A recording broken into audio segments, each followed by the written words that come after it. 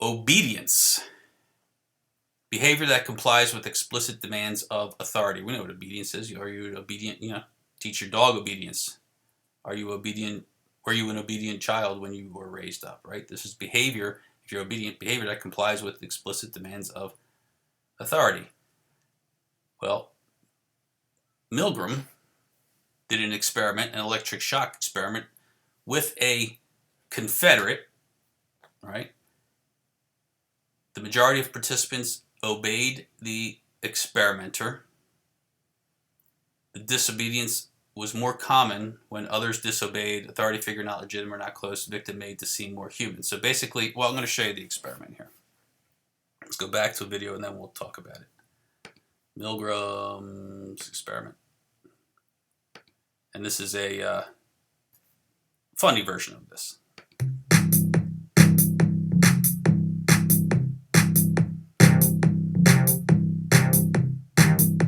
Volunteers were told they were involved in scientific research to improve memory. Separated by a wall, the teacher would ask the student questions in a word game and administer electric shocks when the answer was incorrect. Alright, here we go. Which one of these words does not belong? A, B, C, Nazi. B? I'm sorry, that's incorrect. Oh, son of a bitch, holy shit, that hurt. Sorry. Next question. Which one of these does not belong? Race car, sports car, luxury car, bag. Oh man, that's a tough one. Race car? You think it's race car? Yeah. Is that your final answer? Yeah, race car. Ow, you son of a bitch! When I get out of here, I'm gonna kick your ass. You hear me? You're dead. You are f***ing dead. Do I really have to do this? Yes. But he said he's gonna kill me. I will take full responsibility. Please continue. Please continue. Participants did not know that the learner was an actor and the electric shocks harmless. You know I gotta sap you again. Oh, really? Yeah. Okay. See you in hell.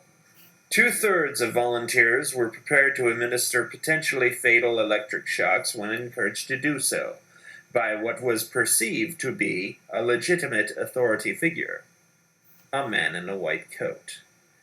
Milgram's findings horrified America.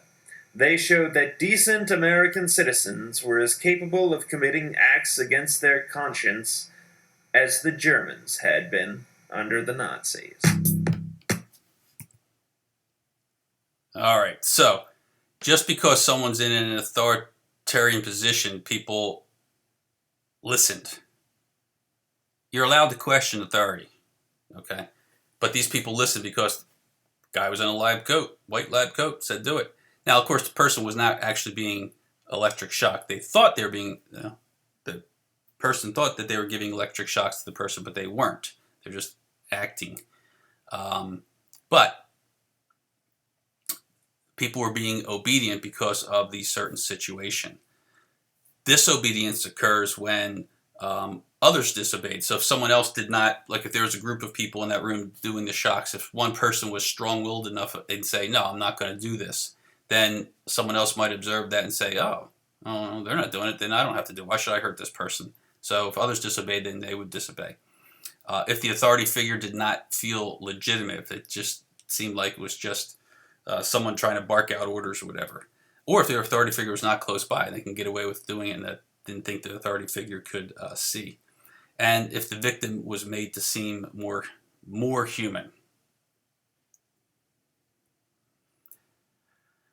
And here you just have different things with regards to the voltage ratings and all that type of stuff there. Nothing test worthy there. All right, influence, group influence. De-individuation is the reduction of personal identity and erosion of personal responsibility when part of a group, maybe due to anonymity. This is when you're doing things in a group, and because it's the large group doing it, kind of takes away your personal identity, so you're not feeling as responsible because it's the whole group. It's not just me. You're not taking on full responsibility for it.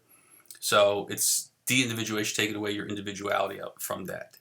Social contagion is imitative behavior involving spread of behavior, emotions, and ideas. Think about, there was a movie out several years ago called Contagion, about a virus being contagious, right, and spreading.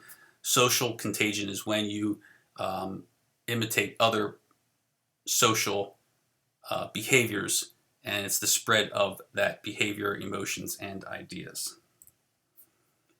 Social facilitation is improvement in individual performance due to the presence of others, due to effects of arousal only on well-learned tasks. So basically this means that you will perform better than you typically would if you were on your own. You perform better when you're in a group than when you're on your own, because you don't want to let the team down. You don't want to let the group down. Okay? That would be awesome if when group projects happen and everybody felt like that. Social facilitation. What happens at times, depending on the size of the group, okay, the smaller the group, there's more social facilitation. The larger the group, there's tendency for social loafing, which is the tendency to exert less effort in a group due to less accountability for individual effort, thinking that they'll pick up for my lack of effort. They'll pick up my slack. Okay? So that tends to happen. That's what I know a lot of students, when there's a group project, tend to feel like, oh, geez, I hate group projects because someone always slacks and all that kind of stuff.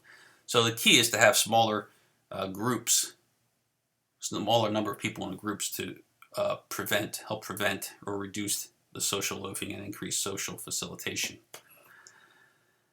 Slide 40, risky shift. This is the tendency for group decision to be riskier than average decision made by the individual group members. This is when you tend to take higher risks because you're in a group than if you were to do something on your own.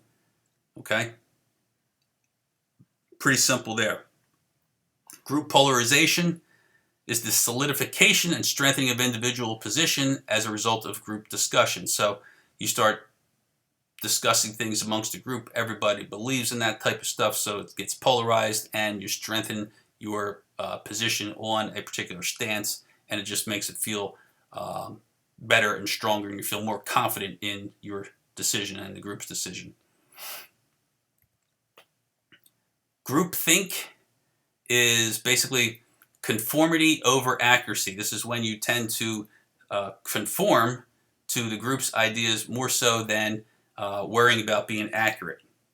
Okay, again, this has something to wanting to belong, be liked, and that type of stuff. Conformity over accuracy. Can be prevented if groups avoid isolation, so if they stay in the large numbers instead of isolating certain people. Allow all sides of an argument to be aired instead of just having the dominant people talking, and let everybody talk. If you have an impartial leader where they're not trying to persuade people, and includes outside experts when they come in and talk and give their points of view so everybody can make up their mind on their own. Majority and minority influence. The majority of the people, the majority of the group, exerts informational and normative influence. The minority need to influence through consistency and confidence. So if you're in the minority and you feel that you're right, you need to consistently get your message across and be confident in what you're saying, and that in your belief in what you're saying. If you do that over and over and over again, then you have a chance of swaying people's decision-making process.